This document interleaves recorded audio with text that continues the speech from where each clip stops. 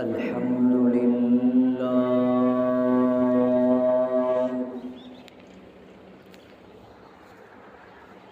الحمد لله رب العالمين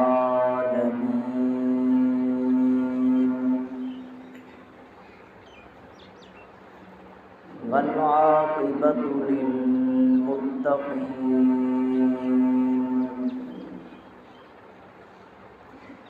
والصلاة والسلام على أشرف الأنبياء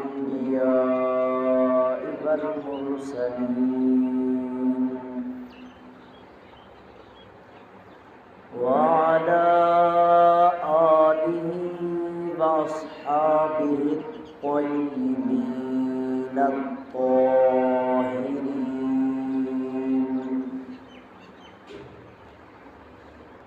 ولعنة الله على أعدائهم من الكافرين الرافضين المرتدين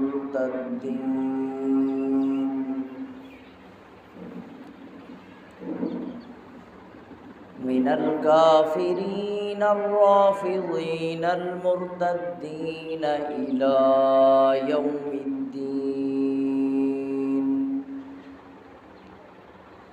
أما بعد فأعوذ بالله من الشيطان الرجيم. بسم الله الرحمن الرحيم.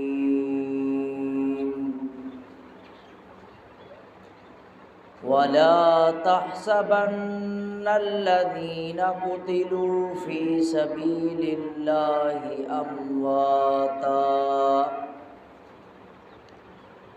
بل أحياء عند ربهم يرزقون. قال رسول الله صلى الله عليه وسلم: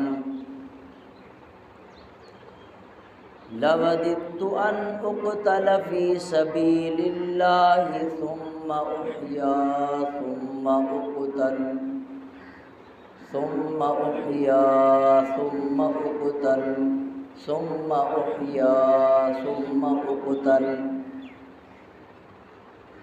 صدق الله مولانا العظيم وبلغنا رسوله النبي الكريم ونحن على ذلك لمن الشاهدين ومن الشاكرين والحمد لله رب العالمين.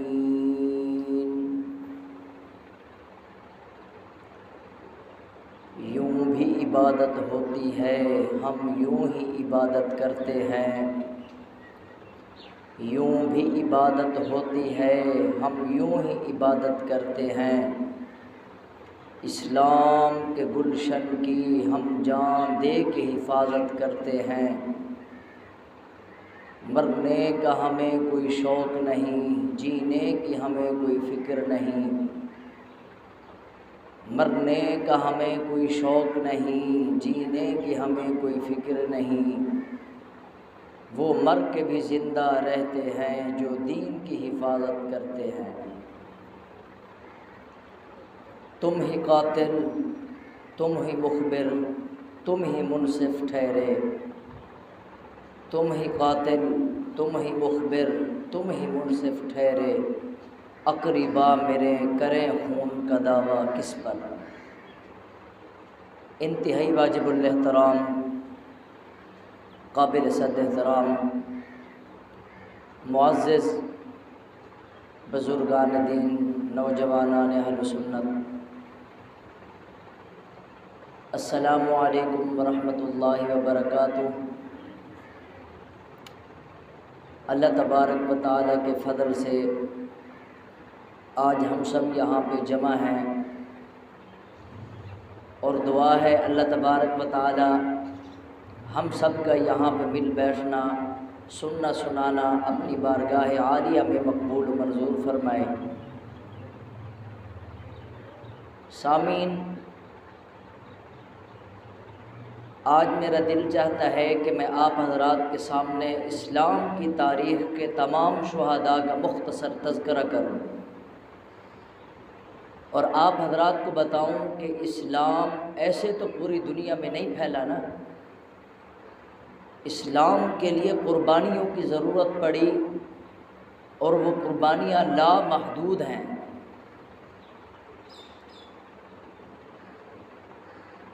اگر پاک پیغمبر صلی اللہ علیہ وآلہ وسلم کی طرف دیکھیں، میرے نبی کا ایک فرمان مبارک نظر آتا ہے۔ میرے نبی فرماتے ہیں لَوَدِدتُّ أَنْ أُقْتَلَ فِي سَبِيلِ اللَّهِ۔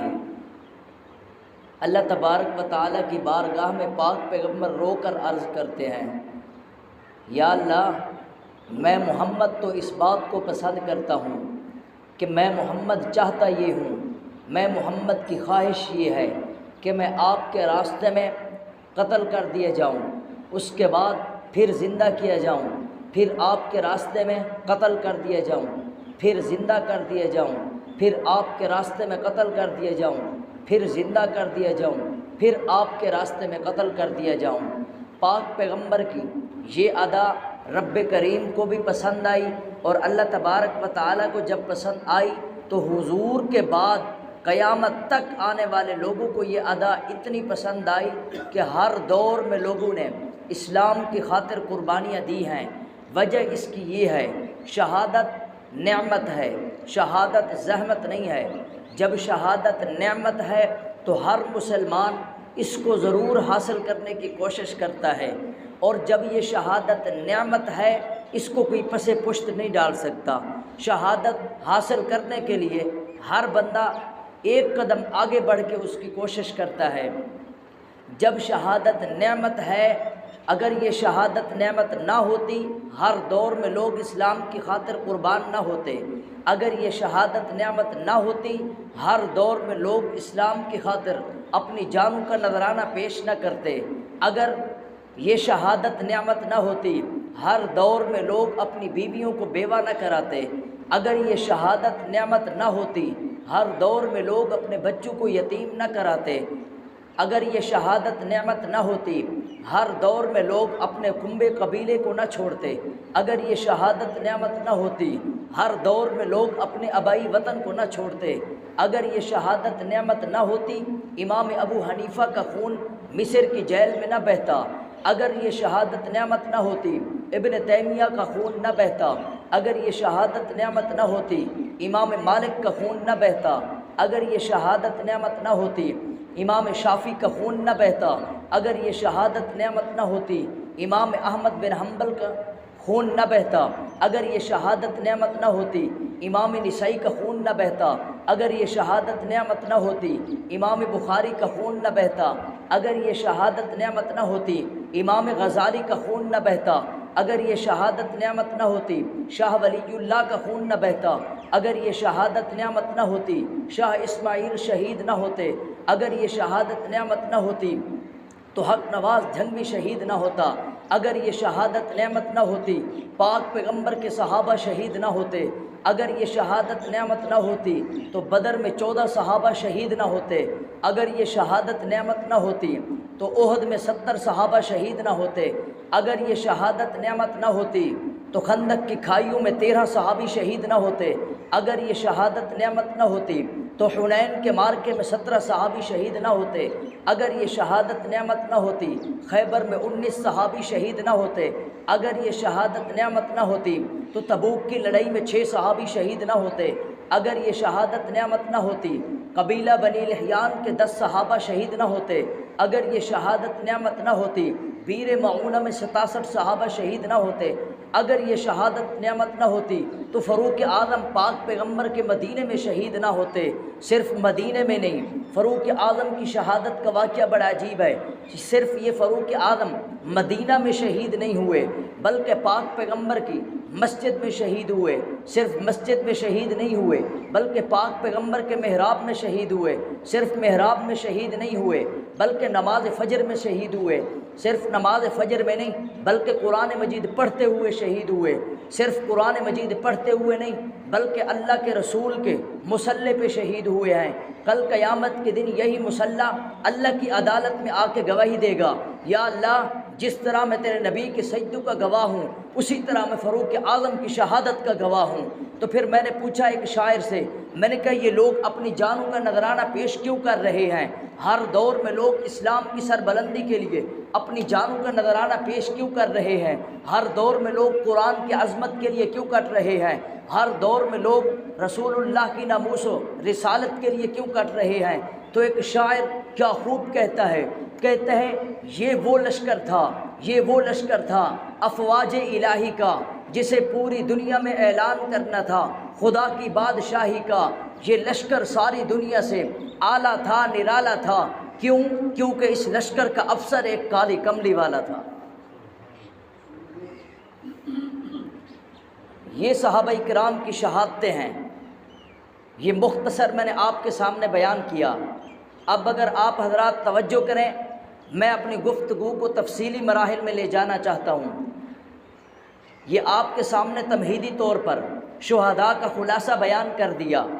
اب آپ حضرات دیکھیں، خلفائے راشدین کا دور آیا، حضرت ابوبکر صدیق رضی اللہ تعالی عنہ کے دور میں 28,000 صحابہ شہید ہوئے۔ اگر یہ شہادت نعمت نہ ہوتی تو ابوبکر صدیق کے دور میں 28,000 صحابہ شہید نہ ہوتے۔ اگر یہ شہادت نعمت نہ ہوتی فاروق اعظم کے دور میں 14,000 صحابہ شہید نہ ہوتے۔ اگر یہ شہادت نعمت نہ ہوتی حضرت عثمان غنی کے دور میں 16,000 صحابہ شہید نہ ہوتے۔ اگر یہ شہادت نعمت نہ ہوتی جنگ صفین میں 35,000 صحابہ شہید نہ ہوتے۔ اگر یہ شہادت نعمت نہ ہوتی تو وہ مظلوم حضور کا ستیلا بیٹا جس کا نام زید ابن ابی حالہ ہے وہ شہید نہ ہوتا، اور جس کو ابو جہل نے خانہ کعبہ میں لوہے کی سلاخیں مار مار کر شہید کر دیا، وہ اسلام کی تاریخ کا پہلا شہید نہ ہوتا۔ اگر یہ شہادت نعمت نہ ہوتی اسلام کی تاریخ کا آخری شہید حضرت ربیعہ نہ ہوتے۔ اگر یہ شہادت نعمت نہ ہوتی اسلام کی تاریخ کی پہلی شہید عورت حضرت سمیہ نہ ہوتی۔ اگر یہ شہادت نعمت نہ ہوتی تو اسلام کی تاریخ کی آخری شہید عورت حضرت عاتکہ نہ ہوتی۔ اسلام کا سارا دامن شہداء سے بھرا پڑا ہے۔ تاریخ کی جس کتاب کو اٹھاؤں اس میں دیکھوں تو ان کتابوں کے اوراق خون سے لبریز نظر آتے ہیں، خون سے رنگے ہوئے نظر آتے ہیں۔ میرا تو دل چاہتا ہے آپ کے سامنے تاریخ الامم والمالوک کے سارے صفحات کھول کے رکھ دوں، آپ کو بتاؤں بھی دیکھیں ہر جنگ میں صحابہ نے اپنی جانوں کا نذرانہ پیش کر دیا لیکن اسلام پہ کوئی آنچ نہیں آنے دی۔ ہر جنگ میں صحابہ کرام نے نبی کی عزت کی خاطر جو کچھ لٹتا تھا لٹا دیا لیکن نبی کی عزت پہ کوئی آنچ نہیں آنے دی۔ یہ اسلام ایسے تو پوری دنیا میں نہیں پھیلا، اس کے لیے قربانیوں کی ضرورت پڑی، اور ہر دور میں ایسے لوگ اللہ تبارک و تعالی نے چنے جنہوں نے اسلام کی خاطر قربانیاں پیش کی ہیں، اسلام کی خاطر اپنی جانوں کا نذرانہ پیش کیا ہے۔ میرے پاس تو احد کے میدان کے شہداء بھی ہیں، احد کے میدان کا ایک وہ شہید بھی ہے جس کا نام حضرت مصعب بن عمیر رضی اللہ تعالیٰ عنہ ہے، اور یہ احد کے میدان کا وہ شہید ہے جب حضور علیہ الصلوۃ والسلام نے 70 لاشوں کو جمع کر لیا، 70 لاشیں حضور کے سامنے پڑی ہوئی، پاک پیغمبر نے فرمایا مصعب بن عمیر کو دفنانے کی تیاری کرو، اس پہ کفن ڈال دو۔ جب صحابہ کفن ڈالنے لگے دیکھا کفن چہرے پہ پورا آتا ہے، پاؤں پہ نہیں آتا، اگر پاؤں پہ ڈالتے ہیں تو چہرہ کھلا رہ جاتا ہے۔ پاک نبی صلی اللہ علیہ وآلہ وسلم کے سامنے صحابہ نے جا کے عرض کی، یا رسول اللہ آپ کا وہ پیارا صحابی، آپ کا لاڈلا صحابی حضرت مصعب بن عمیر رضی اللہ تعالیٰ عنہ ہیں، ان کے بدن پہ کفن پورا نہیں آتا۔ پاک نبی کی آنکھوں سے آنسو نکل آئے۔ صحابہ نے پوچھا اے اللہ کے رسول آپ کیوں روتے ہیں، آپ کی آنکھوں سے موتیوں کی طرح آنسو کیوں جھڑ رہے ہیں؟ میرے نبی نے فرمایا او لوگو یہ وہ میرے صحابی ہیں، یہ وہ مصعب بن عمیر ہیں، جب اسلام نہیں لائے تھے دن میں 3 جوڑے بدلا کرتے تھے، لیکن جب اسلام لے آئے اس کے باپ نے اس کے تن سے کپڑے اتار دیے تھے۔ آج دیکھیں حالت اس کی یہ ہے کہ اس کے بدن پہ کفن کا کپڑا پورا نہیں آتا۔ میرے نبی نے فرمایا وہ لوگوں اس کے کفن کے کپڑے کو اس کے چہرے پہ ڈال دو، اس کے پاؤں پہ اذخر یعنی گھاس کے پتوں کو ڈال دو، کل قیامت کے دن یہ گھاس کے پتے بھی اللہ کی عدالت میں اس کی شہادت کی گواہی دیں گے۔ یہ حضور علیہ الصلوۃ والسلام کے صحابہ ہیں۔ اور احد کے میدان کا ایک وہ شہید بھی میرے پاس ہے، پاک پیغمبر کا لاڈلا چچا، نام حضرت حمزہ رضی اللہ تعالی عنہ ہے، جس کو حضور نے سید الشہداء کا لقب دیا ہے۔ جب یہ اسلام لائے حضور علیہ الصلوۃ والسلام کا چہرہ مسکرایا، حضور خوشی سے کھل اٹھے۔ صحابہ نے پوچھا اے اللہ کے رسول آپ کیوں ہنس رہے ہیں؟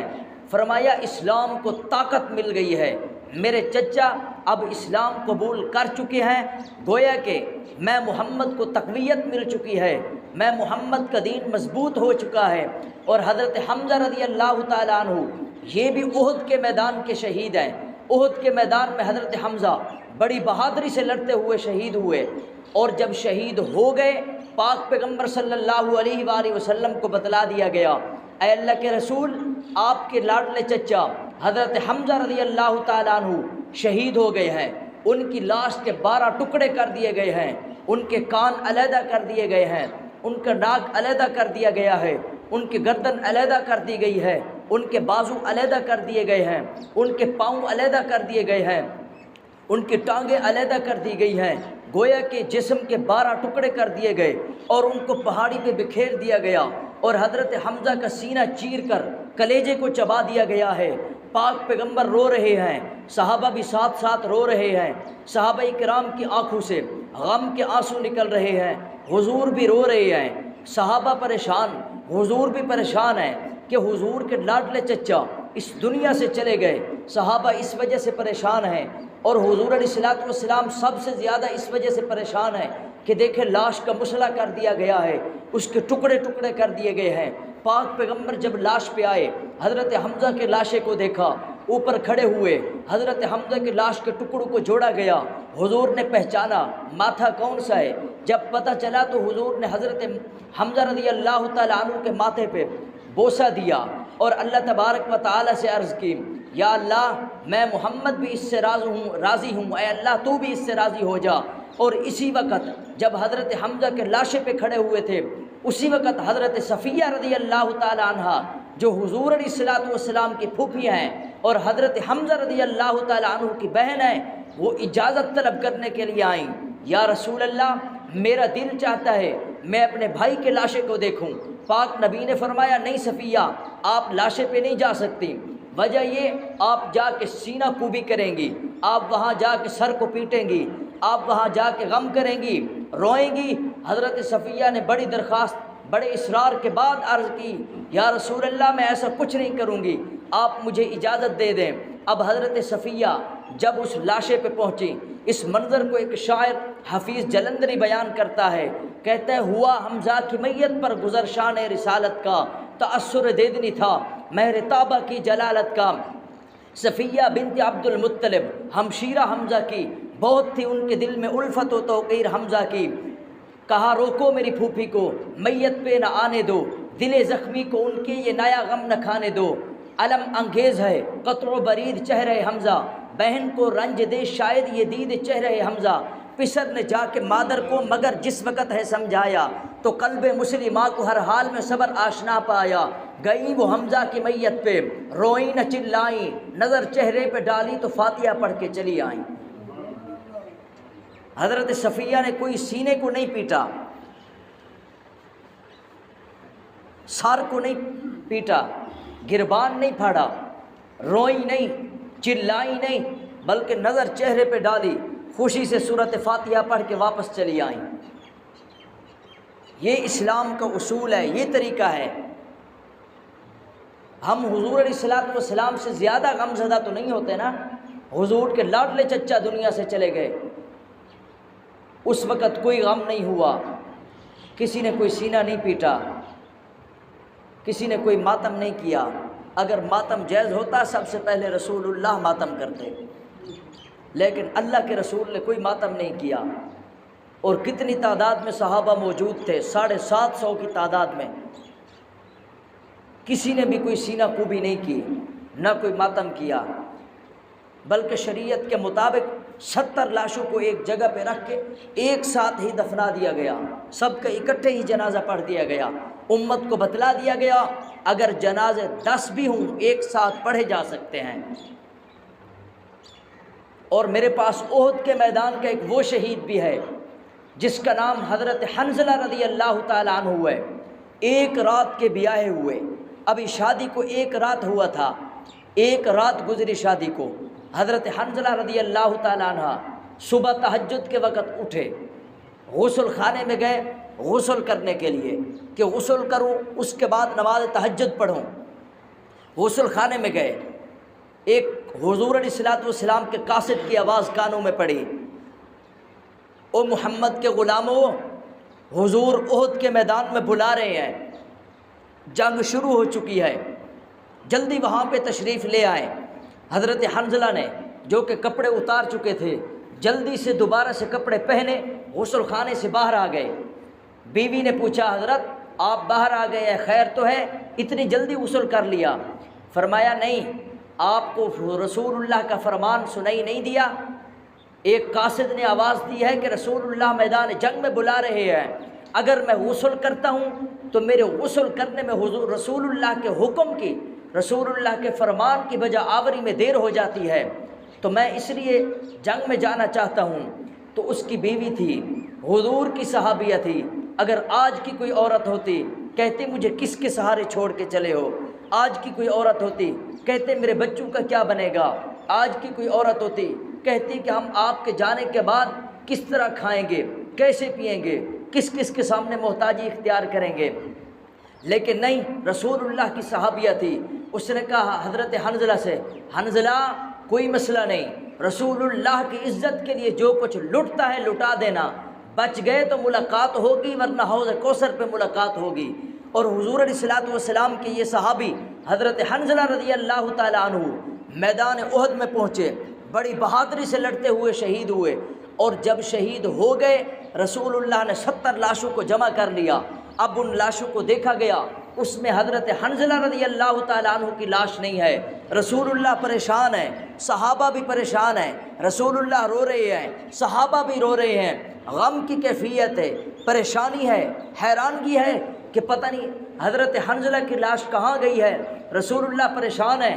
کچھ ہی دیر گزری تھی، آسمانوں سے جبرائیل امین تشریف لائے، عرض کی اے اللہ کے رسول، گھبرانے کی بات کوئی نہیں، پریشان ہونے کی بات کوئی نہیں، آپ کو تو پتہ ہے نا ایک مسئلہ ہے، اگر شہید ہو جائے بندہ اس کو غسل نہیں دیا جاتا، کفن دے کے دفنا دیا جاتا ہے، لیکن حضرت حنظلہ پہ تو پہلے سے غسل واجب ہو چکا تھا، اور یہ آپ کا ایسا عاشق ہے، بڑی بہادری سے لڑتا ہوا شہید ہوا، اور آپ کے حکم کی بجا آوری میں اس نے دیر نہیں کی ہے۔ اللہ کو یہ ادا پسند آئی، اللہ نے فرمایا اس کو آسمانوں پہ لے آئے، اور 70,000 فرشتوں نے سونے اور چاندی کے برتنوں میں اس کو غسل دیا۔ اب یہ آپ کے سامنے ہے۔ رسول اللہ نے سر میں ہاتھ لگا کے دیکھا، پانی کے قطرے ٹپک رہے تھے، اور ساتھ ساتھ حضرت جبرائیل امین نے یہ بھی فرمایا اے اللہ کے رسول، اللہ تبارک و تعالی آپ کو خوشخبری دے رہے ہیں۔ اللہ فرماتے جب تک آپ کی فوج میں، جب تک آپ کے سپاہیوں میں، جب تک آپ کے خادموں میں، جب تک آپ کے نوکروں میں ایسے عاشق موجود ہیں، دنیا کی کوئی طاقت آپ کو ہرا نہیں سکتی۔ جان کی بازی لگا دی، لیکن جو کچھ لٹتا تھا رسول اللہ کے لیے لٹا دیا، لیکن ذرا سا بھی دل میں گھر کا خیال نہیں آیا، بیوی اور بچوں کا خیال نہیں آیا۔ اسلام کی خاطر ان لوگوں نے قربانیاں دی ہیں۔ اسلام ایسے تو پوری دنیا میں نہیں پھیلا، اس کے لیے بڑی جد و جہد کی گئی ہے، اس کے لیے علماء کی قربانیاں لگی ہیں، صحابہ اور تابعین کی قربانیاں لگی ہیں۔ تاریخ کے سارے اوراق دل چاہتا ہے آپ کے سامنے کھول کے رکھ دوں، آپ کو بتاؤں کہ دیکھیں ایک ایک جنگ میں کتنے کتنے صحابہ شہید ہوئے ہیں، صرف اسلام کو ہم تک پہنچانے کے لیے ان لوگوں نے اپنی جانوں کا نذرانہ پیش کیا ہے۔ احد کے میدان کا ایک وہ شہید بھی میرے پاس ہے جس کا نام حضرت عمر بن جموح ہے، پاؤں سے لنگڑے ہیں، پاؤں سے معذور ہیں، رسول اللہ کے پاس پہنچے۔ اصل بات یہ ہوئی، گھر میں جب بیٹے ایک دوسرے سے کہہ رہے تھے کل ہم جنگ میں جائیں گے، بڑی بہادری سے لڑتے ہوئے شہید ہو جائیں گے، باپ کے دل میں جوش آ گیا، شوق شہادت پیدا ہوا، جذبات بڑھے کہ میں بھی جنگ میں جاؤں اور شہید ہو جاؤں۔ بیٹوں سے کہنے لگے کہ میں بھی کل آپ کے ساتھ جنگ میں چلوں گا۔ جواب میں کیا کہنے لگے بیٹے؟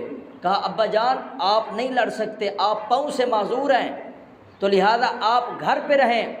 لیکن باپ کے دل میں شوق شہادت پیدا ہو چکا تھا، رسول اللہ کے لیے جان لٹانا فرض ہو چکی تھی۔ رسول اللہ کے دربار میں پہنچے، عرض کیا اے اللہ کے رسول، میں چاہتا یہ ہوں میدان جنگ میں جا کے شہید ہو جاؤں۔ میرے نبی نے اجازت دے دی۔ اب دوسرے دن احد کا معرکہ پیش آیا، یہ حضرت عمر بن الجموح وہاں پہ پہنچے اور بڑی بہادری سے لڑتے ہوئے شہید ہوئے۔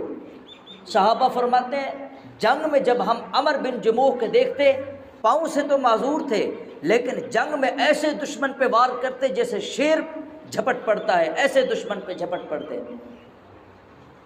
اور بڑی بہادری سے لڑتے ہوئے 3 سے 4 کافروں کو جہنم واصل کرنے کے بعد بالآخر حضور کے یہ صحابی عمر بن جموح شہید ہو گئے۔ اب جب شہید ہو گئے رسول اللہ کو بتلایا گیا، یا رسول اللہ آپ کا صحابی عمر بن جموح شہید ہو گئے ہیں۔ حضور نے فرمایا اس کی لاش کو اونٹ پہ لا دو اور اس کو مدینہ کی طرف روانہ کرو، گھر والوں کو اس کی زیارت کی ضرورت ہے، وہ اس کی زیارت کریں۔ اب اونٹ پہ لاشے کو رکھ دیا گیا، اونٹ کو مدینہ کی طرف ہانکا جاتا لیکن اونٹ نہیں جاتا، ایک ہی جگہ پہ بیٹھا ہوا ہے، مدینہ کی طرف نہیں جاتا، نہ ادھر جاتا ہے نہ ادھر جاتا ہے، ایک ہی جگہ پہ بیٹھا ہوا۔ رسول اللہ کو بتلا دیا گیا یا رسول اللہ یہ اونٹ اٹھتا ہی نہیں ہے، بڑی کوشش کی ہے۔ میرے نبی نے فرمایا اس کے گھر میں جاؤ، اس کی بیوی سے پوچھ کے آؤ کہ جب یہ گھر سے نکلا اس کی زبان پہ آخری الفاظ کیا تھے۔ جب لوگوں نے جا کے پوچھا کہ رسول اللہ پوچھ رہے ہیں آپ کا یہ شوہر جب گھر سے نکلا تھا اس کی زبان پہ کیا الفاظ تھے، تو اس کی بیوی نے بتایا جب یہ گھر سے نکلا اس نے آسمان کی طرف منہ کر کے دعا کی تھی، اللہم ارزقنی شہادہ، اے اللہ میں شہادت کی طلب میں ہوں، ولا تردنی فی اہلی، اور جب میں شہید ہو جاؤں مجھے میرے اہل کی طرف واپس نہیں لوٹانا، دوبارہ میرے گھر والے مجھے نہ دیکھ سکیں۔ تو حضور کو بتلایا گیا یا رسول اللہ اس نے یہ دعا کی تھی میں جب جنگ میں چلا جاؤں دوبارہ گھر والوں کی طرف واپس نہ آؤں۔ میرے نبی نے فرمایا اس کی دعا قبول ہو چکی ہے، اب اونٹ کہیں نہیں جائے گا، لہذا اس کو یہیں پہ دفن کرو۔ بیوی اور بچوں کا خیال ان کو نہیں آیا، لیکن اسلام کی خاطر رسول اللہ کی خاطر اپنی جان کو قربان کر گئے۔ میرے پاس اسی احد کے میدان کا ایک وہ شہید بھی ہے جس کی ایک چھوٹی سی بچی تھی، اس کو اس کا خیال بھی نہیں آیا، اس کا نام حضرت سعد بن ربیع رضی اللہ تعالیٰ عنہ ہے۔ یہ حضور علیہ الصلوۃ والسلام کے یہ بھی لاڈلے صحابی ہیں، بڑی بہادری سے لڑتے ہوئے شہید ہوئے۔ اور رسول اللہ نے ایک صحابی جس کا نام حضرت نعمان ہے، میرے نبی نے فرمایا نعمان سعد کو تلاش کرتے جاؤ۔ حضرت نعمان فرماتے ہیں میں نے لاشوں میں دیکھا مجھے سعد بن ربیع نہیں ملے، میں نے زندوں میں دیکھا مجھے سعد بن ربیع نہیں ملے،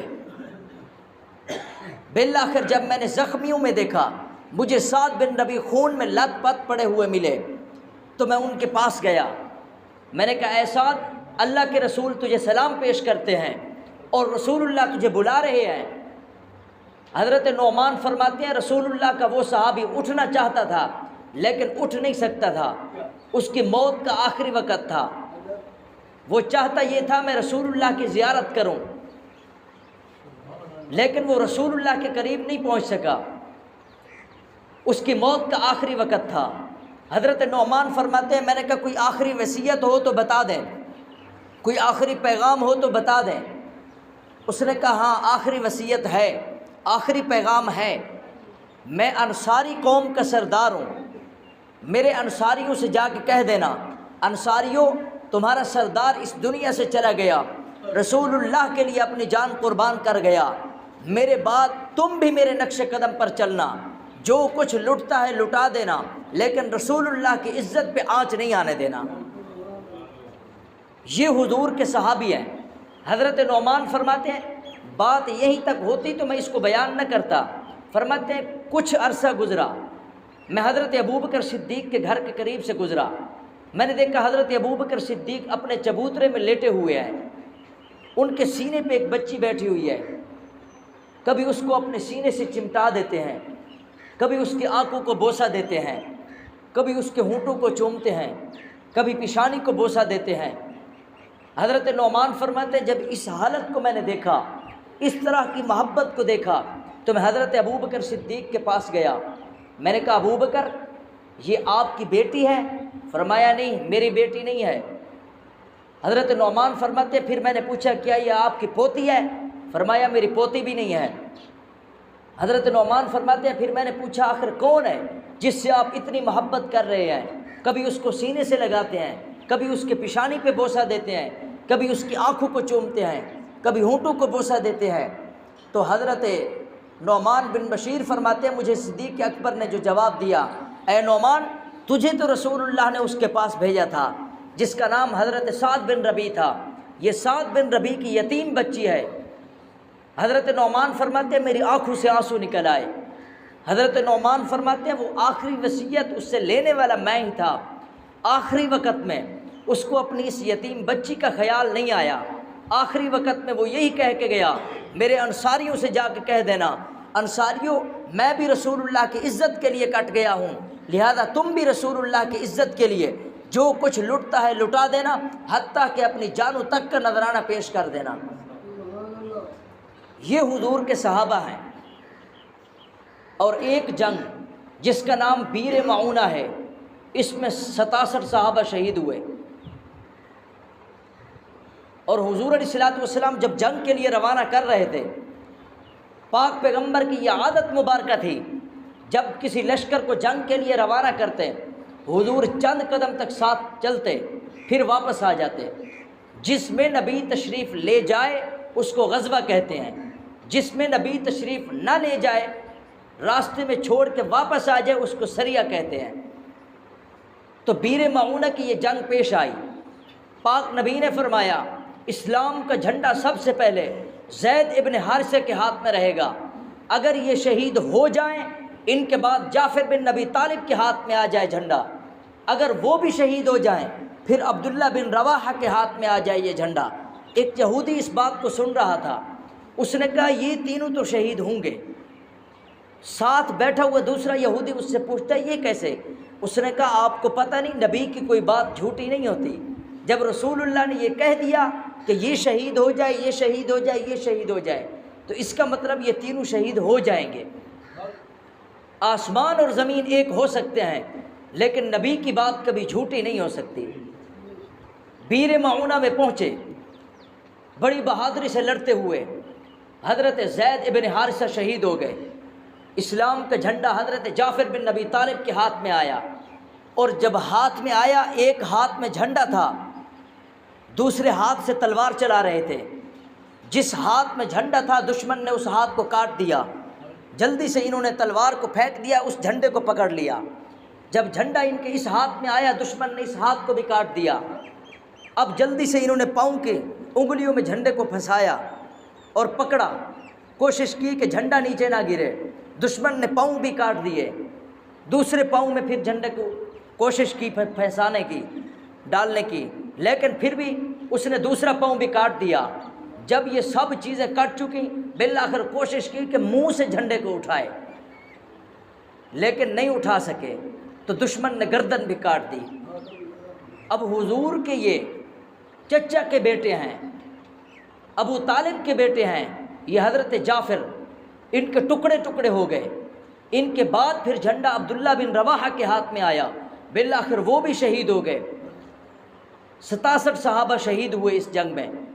اور جب حضرت جعفر بن ابی طالب کی خبر رسول اللہ تک پہنچی، حضور ان کے گھر تشریف لے گئے، ان کے چھوٹے چھوٹے معصوم بچوں کے سروں پہ میرے نبی نے ہاتھ رکھا، فرمایا تمہارا باپ اس دنیا سے چلا گیا، اب تم یتیم ہو گئے ہو، لیکن گھبرانے کی بات کوئی نہیں ہے۔ اور حضرت جعفر طیار کا جو لفظ، جو لقب ملا، یہ ان کی شہادت کے بعد ملا۔ رسول اللہ نے چھوٹے چھوٹے معصوم بچوں کے سروں پہ ہاتھ رکھ کے فرمایا تمہارے باپ کے ٹکڑے ٹکڑے کر دیے گئے تھے، لیکن اللہ نے مجھے وحی کے ذریعے بتلا دیا کہ جنت میں حضرت جعفر کو پر مل گئے، پروں کے ذریعے جنت میں سیر کر رہے ہیں۔ اس وجہ سے ان کا لقب جعفر طیار پڑ گیا۔ اور رسول اللہ ان چھوٹے چھوٹے معصوم بچوں کو اپنے گھر لے آئے، فرمایا عائشہ یہ جعفر بن نبی طالب کے چھوٹے معصوم بچے آپ کے دروازے پہ لایا ہوں، آج کے بعد میں محمد ان کا باپ ہوں، عائشہ تو ان کی ماں ہے۔ میرے پاس تو قبیلہ بنی لحیان کے وہ 10 صحابہ بھی ہیں جن کو رسول اللہ نے ایک جگہ پہ قرآن مجید سکھانے کے لیے بھیجا تھا۔ راستے میں تھے، ایک پہاڑی کے قریب پہنچے، دشمنوں نے چاروں طرف سے گھیر لیا۔ اب حضور کے یہ 10 صحابی درمیان میں پھنس گئے تو دشمن نے مقابلہ کیا، 7 صحابہ وہاں پہ شہید ہو گئے، باقی بچے 3۔ ایک کا نام حضرت زید ابن دسنہ، ایک کا نام طارق ابن زیاد، ایک کا نام خبیب ابن عدی، یہ 3 صحابی بچے۔ تو دشمن نے کہا تلواریں پھینک دیں، انہوں نے کہا ہم کوئی عام لوگ نہیں، محمد عربی کے غلام ہیں، ہم تلواریں نہیں پھینکا کرتے۔ جب طارق ابن زیاد نے یہ بات کی، دشمن نے فوراً ان کی گردن اڑا دی، یہ شہید ہو گئے۔ باقی بچے 2، ایک کا نام زید ابن دسنہ، ایک کا نام خبیب ابن عدی۔ اب ان دونوں کو مکہ میں لے گئے۔ جب ان کو مکے میں لے گئے تو حضرت زید ابن دسنہ کو سب سے پہلے پھانسی پہ چڑھایا اور ان سے کہا بس تم اتنا کہہ دو کہ رسول اللہ میری جگہ آ جائیں، میں ادھر سے نیچے اتر جاؤں۔ اس نے کہا میں تو اس حد تک بھی بات کو برداشت نہیں کر سکتا کہ رسول اللہ کے پاؤں میں کانٹا چبھ جائے، تھوڑی سی بھی رسول اللہ کو تکلیف ہو یہ بھی میں برداشت نہیں کر سکتا، تو یہ کیسے کہہ سکتا ہوں میری جگہ رسول اللہ آ جائے۔ خوشی سے اس نے پھانسی کے تختے کو چوم لیا۔ بالآخر یہ صحابی بھی شہید۔ اب آخر میں بچے حضرت خبیب ابن عدی، اس کو آسانی سے پھانسی نہیں دی جا سکتی تھی، کیوں؟ مکے کا بہت بڑا سردار تھا، بہت بڑا خطیب تھا، بہت بڑا شاعر تھا، بہت بڑا ادیب تھا، بہت بڑا لینڈ لارڈ تھا۔ اس کا حسن ایسا، جب مدینہ کے گلیوں سے گزرتا عورتیں پاؤں کھڑے کر کے دیکھتی، عورتیں کہتی کہ اتنا حسین و جمیل۔ کتابوں میں لکھا ہے 3 صحابی ایسے تھے پورے عرب میں جن کا حسن مشہور تھا، ان میں سے ایک حضرت دحیہ کلبی، جن کی شکل میں آسمانوں سے جبرائیل امین حضور پہ وحی لے کے آیا کرتے تھے۔ یہ حضور کے صحابی ہیں، بہت ہی خوبصورت۔ دوسرے حضرت حذیفہ سہیمی ہیں، جن کو ابلتی ہوئی دیگوں میں ڈال دیا گیا تھا، 3 دن کے بعد جب نکالا گیا جسم کا ایک بال بھی بیکا نہیں ہوا تھا۔ اور تیسرے یہ خبیب بن عدی تھے۔ یہ 3 نوجوان، جب خبیب ابن عدی کو مکے میں لے جایا گیا، اس کو آسانی سے پھانسی نہیں دی جا سکتی تھی، اس کے لیے باقاعدہ طور پہ اعلان ہوا کہ مکہ کے چوک میں جمع ہو جانا، تنعیم کے درخت کے نیچے اس کو پھانسی دی جائے گی۔ حضرت خبیب بن عدی کو جب پتہ چلا کہ مکے میں اعلان ہو گیا فلاں دن میری پھانسی کا وقت مقرر ہے، تو اس نے کہا جب میری موت کا وقت قریب ہو 1 دن پہلے مجھے بتا دیا جائے۔ جب اس کو بتایا گیا، اس نے کہا میری 3 شرطیں ہیں، وہ 3 شرطیں پوری کریں۔ پوچھا گیا کون سی؟ اس نے کہا جب مجھے پانی دو ٹھنڈا پانی دینا، جب مجھے گوشت کھلاؤ حلال کا کھلانا، اور جب میری موت کا وقت قریب ہو چند گھنٹے پہلے مجھے بتا دینا۔ بالکل ایسے ہی کیا گیا۔ آخری وقت میں اس کی خواہشات پوری کی گئیں۔ اس کو جب پانی دیا جاتا ٹھنڈا پانی دیا جاتا، گوشت جب کھلایا جاتا حلال کا کھلایا جاتا، اور جب اس کی موت کا وقت قریب تھا اس کو بتلایا گیا ابھی چند گھنٹے رہ گئے ہیں، تجھے پھانسی کے تختے پہ چڑھا دیا جائے گا۔ اس نے پھر پتہ ہے کیا کہا؟ جب اس کو بتلا دیا گیا چند گھنٹے رہ گئے آپ کی موت میں، اس کے بعد آپ کو پھانسی کے تختے پہ چڑھا دیا جائے گا، اس نے کہا میرے پاس استرا لاؤ، میں صاف ستھرا ہو کے رسول اللہ کی عدالت میں جانا چاہتا ہوں، اللہ کے دربار میں صاف ستھرا ہو کے پیش ہونا چاہتا ہوں۔ اس کو استرا دے دیا گیا۔ ایک عورت جو کہ کافرہ تھی اس منظر کو دیکھ رہی تھی، اور جہاں پہ حضرت خبیب بن عدی قید تھے وہاں ایک چھوٹی معصوم بچی بھی بیٹھی ہوئی تھی۔ اب یہ کافرہ عورت کہتی ہے مجھے شک ہوا کہیں ایسا نہ ہو یہ بچی کی گردن پہ اس استرے کو رکھیں اور کہیں مجھے آزاد کر دو، لیکن وہ اس منظر کو دیکھتی رہیں۔ اس کو استرا دیا گیا، صاف ستھرے جب ہو گئے استرا واپس کر دیا۔ وہ کافرہ عورت اس منظر کو دیکھ کر فوراً مسلمان ہو گئی۔ اس نے کہا اتنا اچھا اخلاق، حضرت خبیب بن عدی سے پوچھا یہ اتنا اچھا اخلاق کہاں سے سیکھا؟ اس نے کہا میں نے محمد الرسول اللہ سے سیکھا ہے۔ اس وجہ سے وہ عورت فوراً مسلمان ہو گئی۔ پھر اس کو پھانسی کے تختے پہ چڑھانے لگے۔ اسے کہا کوئی خواہش ہو آخری وقت میں بتائیں ہم پوری کریں گے۔ اس نے کہا مجھے 2 رکعت نماز نفل پڑھنے دو۔ اجازت ملی، جلدی جلدی 2 رکعت نماز نفل مکمل کی، اور جب نماز مکمل ہو گئی باقاعدہ طور پہ لوگ تو ویسے ہی جمع تھے، اعلان کر کے کہا لوگوں میں نے زندگی میں اتنی مختصر نماز کبھی نہیں پڑھی ہے، آج میں نے اس وجہ سے مختصر نماز پڑھی ہے کہیں دشمن یہ نہ کہہ دے کہ موت کے ڈر سے نماز لمبی کر دی ہے۔ بالآخر اس کو بھی پھانسی کے تختے پہ چڑھا دیا گیا، اور آخری وقت میں اس سے بھی کہا گیا کہ تم یہ کہہ دو بس۔ عورتیں مکہ کی عورتیں جو پاؤں کھڑے کر کے ان کے حسن کو دیکھا کرتی تھیں وہ کہنے لگی ہمارے چھوٹے چھوٹے معصوم بچوں کو لے لو، ہماری جان لے لو، لیکن اس کو پھانسی کے تختے پہ نہ چڑھاؤ، کیونکہ مکے کا بہت بڑا سردار ہے، بہت بڑا خطیب ہے، بہت بڑا ادیب ہے، بہت بڑا شاعر ہے۔ لیکن ان کی فریاد کو نہیں سنا گیا۔ حضور کے اس صحابی حضرت خبیب بن عدی رضی اللہ تعالیٰ عنہ کو پھانسی پہ تختے پہ چڑھا دیا گیا، اور وحی کے ذریعے رسول اللہ کو بتلا دیا گیا کہ یا رسول اللہ آپ کا پیارا صحابی حضرت خبیب بن عدی پھانسی کے تختے پہ چڑھ گیا لیکن آپ کی عزت پہ کوئی آنچ نہیں آنے دی۔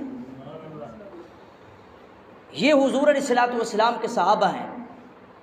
اسلام پوری دنیا میں ایسے تو نہیں پھیلا، اس کے لیے جانوں کا نذرانہ پیش کیا گیا، اس کے لیے اپنی جانوں کی، حتیٰ کہ اپنے بچوں کو یتیم کرایا گیا، بیویوں کو بیوہ کرا دیا گیا۔ ابھی چند سال پہلے کی بات ہے، جھنگ کا ایک آدمی جس کی سزا 27 سال ہوئی، خلیل اس کا نام تھا۔ وجہ کیا تھی؟ صرف حضرت ابوبکر صدیق کی بات کرتا تھا۔ وجہ کیا تھی؟ صرف فاروق اعظم کی بات کرتا تھا۔ 27 سال قید ہوئی۔ اب یہ نوجوان تھا، ابھی ایک ہی رات گزری تھی شادی کو، اس کو جیل میں ڈال دیا گیا، بند کر دیا گیا۔ 27 سال کے بعد جب واپس آیا، میرے استاذی مولانا معاویہ اعظم صاحب یہ خود واقعہ ہمارے سامنے بیان کرتے تھے، کہتے میں خود اس سے ملنے گیا ہوں۔ میں نے کہا خلیل کیسے وقت گزرا؟ 27 سال گزر گئے، جب آپ گئے تھے جوان تھے، اب تو بوڑھے ہو کے واپس آ گئے ہیں، تو کیسا لگا؟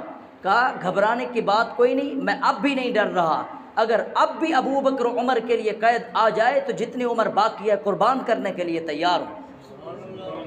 ہر دور میں ایسے لوگ پیدا ہوئے ہیں جس کے ذریعے اسلام کو تقویت ملی ہے، جس کے ذریعے اسلام کو قوت ملی ہے۔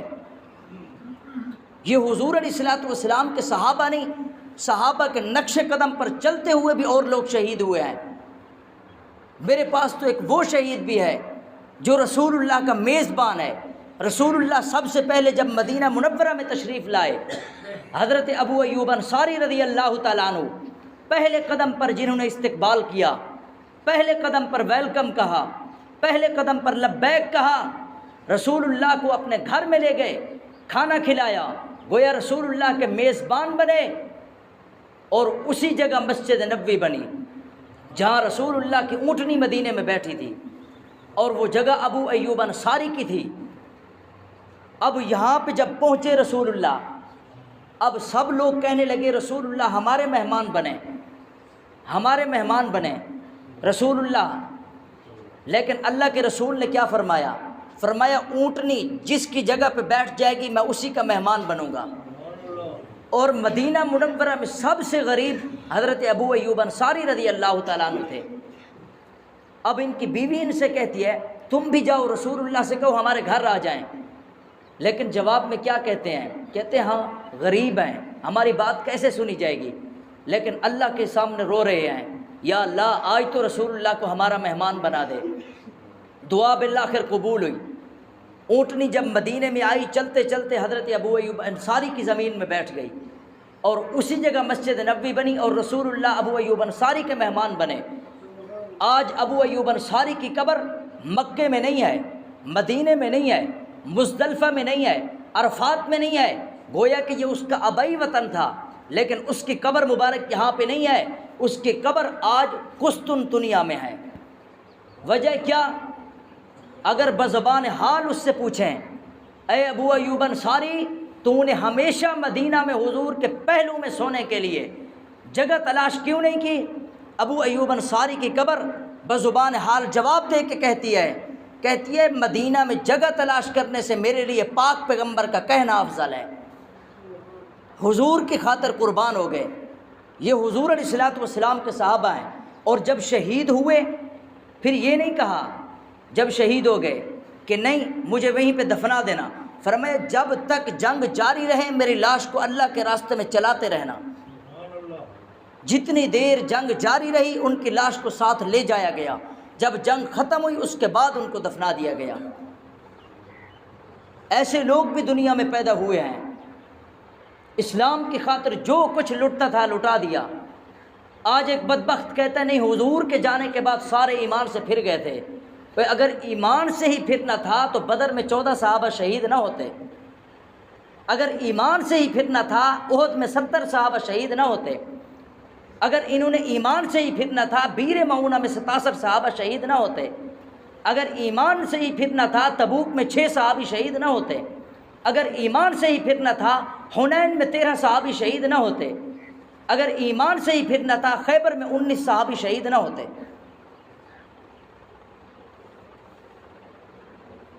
قرآن کے کہنے کے مطابق صحابہ سے بڑا مومن کوئی نہیں۔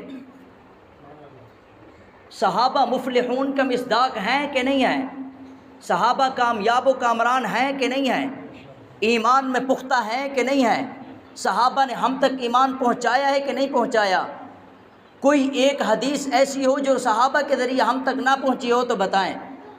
چاہے قرآن کی ایک ایک آیت ہے یا حدیث ہے، حضور کی ایک ایک بات، حضور کی زندگی کا ایک ایک لمحہ، ایک ایک جزیہ صحابہ کے ذریعے ہم تک پہنچا۔ اگر صحابہ کو نہ مانے تو دین سارا ختم ہو جاتا ہے، دین بچتا ہی نہیں۔ تو قرآن کے کہنے کے مطابق سارے کے سارے جنتی تھے۔ کُلًّا وعد اللہ الحسنیٰ، قرآن کا فیصلہ ہے سارے کے سارے جنتی ہیں۔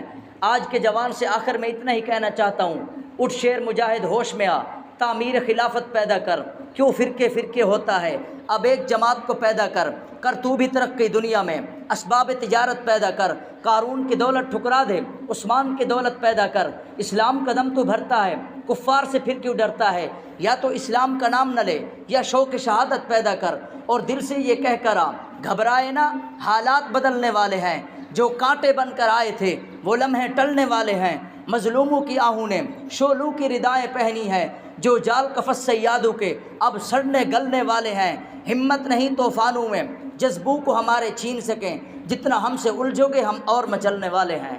وآخر دعوانا ان الحمد للہ رب العالمین۔ آپ حضرات سنتے پڑھ لیں۔